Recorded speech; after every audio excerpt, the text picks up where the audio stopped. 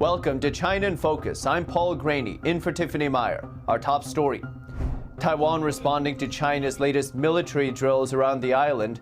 It's condemning the Chinese regime's actions as a threat to regional security. As this confrontation continues to escalate, the risk of conflict between the two sides will only continue to accumulate. China is quietly expanding the factories that build its nuclear weapons. Experts say it could change how quickly Beijing responds to an attack. We break down the potential implications. U.S. tariffs have raked in over $200 billion this year. We take a closer look at how President Trump has used them to reshape trade. And Cambodia and Thailand have finally signed a ceasefire deal. Now both the U.S. and China are racing to take credit. But who actually brought peace to the region?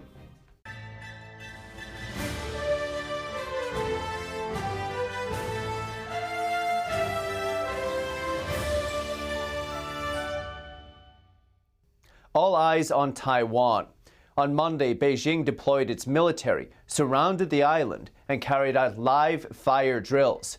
China's military said the drills will continue on Tuesday. Taiwan condemning the move, adding that it's closely monitoring the situation. Here's a spokesperson from Taiwan's presidential office. Watch.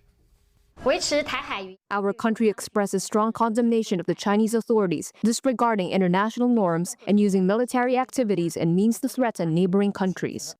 Well, I have a great relationship with President Xi, and he hasn't told me anything about it. I certainly have seen it, but he hasn't told me anything about it, and I don't believe he's going to be doing it. Does it worry you? No, nothing worries me. Nothing. The drills involve China's Army, Navy, Air Force, and Rocket Force. The Rocket Force is the part of the military that operates China's land-based nuclear missiles for deterrence and long-range strikes. They aim to blockade the island from both air and sea, which encircles the island tighter than before. China also carried out simulated strikes on land and maritime targets. It's worth noting, China kicked off these exercises 11 days after Washington announced an $11.1 billion arms sale to Taiwan. That's the largest ever weapons deal for the island. It also comes after Japanese Prime Minister Sanae Takaichi warned that a Chinese attack on Taiwan could trigger a military response from Tokyo. That was back in November. And despite the drills disrupting Taiwan's airlines, the government says people have nothing to worry about and are safe. Meanwhile, the Taiwanese Defense Ministry responded quickly, vowing to defend the island's sovereignty and democracy. Taiwan warns that the CCP's aggression is increasing in both intensity and scale. Because we must take appropriate measures under the premise of ensuring our national security and sovereignty. As this confrontation continues to escalate, the risk of conflict between the two sides will only continue to accumulate, and it will not help to resolve differences or disputes. The latest drills are a step up from previous exercises. The last one was back in April. They marked China's sixth major round of war games since 2022. That's when then House Speaker Nancy Pelosi visited the island. The Chinese regime sees Taiwan as part of its territory, even though it has never ruled the island. Taiwan rejects the claim, with the president saying only the Taiwanese people can decide their future. And following China's move, Russia's top diplomat said Moscow would support China if tension escalates. China and Russia have conducted joint military drills in the region for years. And China is rapidly expanding its nuclear weapons program, building up missile stockpiles and upgrading the factories that produce nuclear warheads. Experts say the changes point to a shift in how quickly Beijing could respond to a nuclear attack. Satellite imagery provided to the Washington Post Sunday and Chinese publications show major upgrades of facilities tied to nuclear warhead production. It includes locations that make nuclear pits and the explosives that trigger nuclear reactions. The expansion comes as China grows its nuclear stockpile faster than any other country. Just last week, the Pentagon reported that China is deploying over 100 long-range nuclear-capable missiles that can reach the U.S. It's also expanded activity at its main nuclear test site, fueling speculation about preparations for future testing. At the same time, Beijing is improving early warning systems that could allow it to detect incoming missiles and launch a counterstrike within minutes.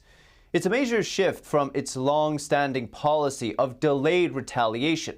Experts warning that moving toward faster nuclear response times increases the risk of unintentionally starting a nuclear war. President Trump says tariffs are creating great wealth and unprecedented national security for the United States. In a social media post on Saturday, he said the trade deficit has been cut by 60% and mentioned third-quarter GDP growth of 4.3%. And of all the trading partners, the U.S. runs the largest trade deficit with China. NTD's Washington correspondent Jack Bradley breaks down what's at play. Tariffs. My favorite word, tariffs. President Trump has taken an aggressive approach to tariffs over the past year. And whether you're for or against them, they've created a major change in the global economy. Critics have argued that tariffs on goods fall onto the consumer, but it's not immediately clear that prices on certain tariffed goods have gone up. And the latest Bureau of Labor Statistics report on the annual inflation rate shows that it dropped from 3% to 2.7% last month. Now, President Trump has many reasons behind these tariffs, and one of the main ones is to rebalance unfair trade practices with other countries that have been putting up trade barriers against the U.S. for years, and also to encourage domestic manufacturing. Trump said that these tariffs have already been encouraging trillions of dollars in U.S. investment. Companies know that if they build in America, there are no tariffs, and that's why they're coming home to the USA in record numbers. They're building factories and plants at levels we haven't seen, AI, automobiles. We're doing what nobody thought was even possible, not even remotely possible. There has never, frankly, been anything like it. 1 year ago, our country was dead. We were absolutely dead. Our country was ready to fail. Totally failed. Now we're the hottest country anywhere in the world. And that's said by every single leader that I've spoken to over the last 5 months. In that year-end address, President Trump said to the nation that he's sending $1,776 bonus checks to 1.45 million military members. Trump says that the income made from tariffs made it possible. And the checks are already on the way. Nobody understood that one until about 30 minutes ago. We made a lot more money than anybody thought because of tariffs, and the bill helped us along. Nobody deserves it more than our military, and I say congratulations to everybody. And by the way, we now have record enlistment in our military, and last year we had among the worst recruitment numbers in our military's history. What a difference a year makes. Now, President Trump also said that he used the threat of tariffs to end certain wars, such as between India and Pakistan, Cambodia and Thailand, and between the Democratic Republic of the Congo and Rwanda, just to name a few. Trump has also used tariffs as part of a separate negotiation with other countries on a range of issues, including on illegal immigration and drug trafficking. He lowered tariffs on China by 10%, for instance, all in exchange for curbing fentanyl precursor chemicals to the U.S. He also placed tariffs on Mexico and Canada to stem the flow of fentanyl, other drugs, and also illegal immigration to the U.S. Now, on the domestic front, Trump said that tariffs could be used to potentially lower or eliminate federal income taxes, pay off the national debt, and send dividend payments worth $2,000 to low and middle income families next year. The Supreme Court is hearing a case on whether to uphold or reject Trump's tariffs under an emergency law. If it's rejected, it could result in the U.S. having to refund all of the collected tariff money, which now amounts to hundreds of billions of dollars. And Trump has called this case the biggest threat to U.S. national security and could render the nation financially defenseless. Reporting by Jack Bradley, NTD News. The U.S. and China are both vying to expand their influence in Southeast Asia. This time is through brokering a peace deal between Thailand and Cambodia. NTD's Flora Hua has more. On Monday, the foreign ministers of Thailand and Cambodia met with their Chinese counterpart in China's Yunnan province, near the area where the conflict took place. It's Beijing's attempt at stating its role as a mediator between the countries, just 2 days after both sides signed a ceasefire deal. The weeks-long conflict has killed more than 100 people and displaced more than 500,000 civilians. On Sunday, President Trump praised leaders from both countries for taking what he called fast and decisive action to stop the fighting. He added that the U.S. was proud to help bring the conflict to an end. Earlier in July, Trump threatened both countries with possible tariff hikes if the conflict continued, though that ceasefire was broke earlier this month. Flora Hua, NTD News.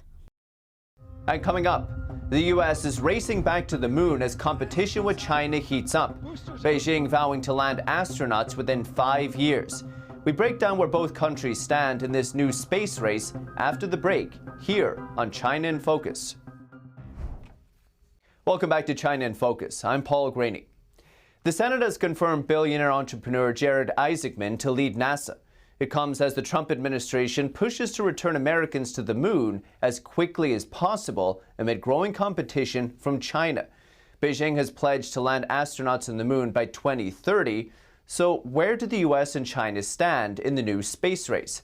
NTD's Tiffany Meyer speaks to Rick Fisher, Senior Fellow at the International Assessment and Strategy Center, for insight. Rick, I want to talk about power projection because it's not just, the sea and the land. There's also a race, if you will, in space. We saw this year, especially Trump's pick for NASA director. Talk about a refocusing on getting back to the moon, of course, also Mars, but he was really prioritizing the moon. And we know that China's saying they're on track to get to the moon or landing humans there by 2030. First, how are you reading this race back to the moon? Where does the U.S. and China stand right now? If China controls the moon, then the democracies on Earth will not be able to access it and its resources to try to break free of the hegemony of the Chinese Communist Party. That's how they think, and that's how they're operating. So the moon race, or the second moon race, is very, very important. The Chinese, yes, because they're focusing on a lighter, smaller, a set of spacecraft and moon architecture. They are on a good path to getting to the moon as they've promised by 2030. The United States, on the other hand, is experiencing great turbulence in formulating the correct and least expensive but most effective moon architecture to get back to the moon. The second moon race is all about building an infrastructure on the moon that could switch toward defensive military missions if possible. The Chinese space program is all dual use. Everything is controlled by the People's Liberation Army, so when Chinese astronauts go to the moon, they will be quickly ready to transition to military missions, in my opinion at least. The United States is trying to get there first to try to set a precedent for peaceful use of the moon, to put that kind of pressure on the Chinese not to militarize the moon. But to the degree to which China is militarizing low Earth orbit and militarizing cislunar space, it puts a lot of pressure on the United States. I mean, given all that's at stake that you just laid out there, I want to take a step back first and look at why maybe it's so much harder this time, 50 years later, to get back to the moon. What are maybe the biggest differences between the Artemis programs or missions now versus the Apollo ones? Well, the Apollo mission was far more well-funded than Artemis. Apollo basically cost about 2 to 3 times as much as the current Artemis program is projected to cost. And in addition, the Apollo program was focused on a single space launch vehicle having to just go to the moon once to achieve one mission. The Artemis program envisions using at least 2 space launch vehicles that will be sent separately in 2 separate launches from the Earth, then dock in lunar orbit to take payloads or people down to the surface of the moon. China is doing the same thing, but with smaller, lighter, easier to build, simpler to operate space launch vehicles. The United States, however, is trying to gain an advantage, especially with the decision to use the SpaceX Raptor as a manned cargo moon landing vehicle. It can potentially take up to 100 tons of cargo to the surface of the moon. That would give the United States an amazing advantage in terms of the goal of populating the moon and making sure that China is not able to outflank us out there. Digging into some of the differences, if you will, I mean, China has a history of kind of reckless endeavors. You see, space debris landing in different places, whereas in the U.S. there is a lot of regulatory and environmental concerns and, the public opinion as well, because, the last moon missions were during the Cold War, where there was a lot of public support behind that race to get to the moon. How do you see those factors fitting in here when it comes to how the U.S. and China are doing? Well, China, of course, doesn't have to seek public support for any of its military or space programs. The Chinese Communist Party simply does whatever it takes to gain more and more power, global leverage, and to advance its goals for global hegemony. The United States, of course, has to present its lunar program as a basic good for the United States and for other countries. It has already gathered 60 nations into its Artemis Accords coalition, based on the Artemis Accords, which basically commit all the signatories to peaceful behavior on the moon. 60 countries signing up for this it's an amazing thing, and so that also puts pressure on the United States to follow through, to make sure that we can develop the systems that can take American astronauts and the astronauts eventually of our partners as well to the moon. I want to dig into the crafts, if you will, that you were talking about, right? Because China's building a pretty light one. The Artemis 2's mission manager, Matthew Ramsey, was saying part of what makes this program a lot harder, if you will, than the Apollo missions was that it's also going to Mars, not just the moon. That's kind of the goal here. So what makes, these crafts so much different? I guess a much further distance, but talk to us about the challenges facing this mission and going beyond the moon to Mars versus the Apollo that was kind of just trying to land humans there and go back home. Yes, Apollo missions were direct. They were short. The astronauts were basically in space for a little less than 2 weeks, including their time on the moon. All that's well and good. For the future, for long-term stationing on the moon and then going to Mars, there are just a myriad problems that have to be overcome. Pretty serious technical problems. One of the most profound is how to avoid the radiation that is much more prevalent in the moon, in the transit between the Earth and the moon and Mars, and then, of course, the radiation that will be present on Mars. The Earth is shielded from this radiation by our wonderful atmosphere, but this atmosphere does not exist on the moon, and it's very thin on Mars. So when we go to the moon, we're likely going to have to very quickly figure out how to build structures under the surface of the moon, and ditto for Mars. So getting heavy equipment to the moon and Mars dictates that our space vehicles are going to have to be much larger. Elon Musk's vehicles are designed for these kinds of missions. They're going to have to grow larger. And we're also going to have to develop some kind of fission or nuclear powered engines to propel these craft.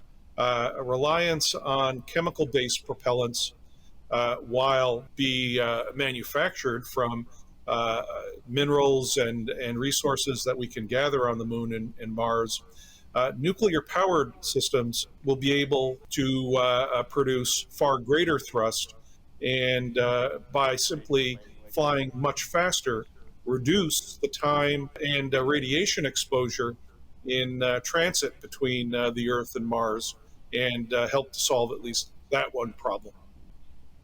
Well, definitely a lot to watch for here. Rick Fisher, as always, thank you so much for joining us. Tiffany, thank you. And that's all for today's China in Focus. I'm Paul Graney. If you have any feedback on the show or you have something you'd like to see us cover, send us an email at chinainfocus@ntd.com. We'd love to hear from you. From round-the-clock original news coverage, visit us at ntd.com or download our NTD app. Thanks for watching. See you soon.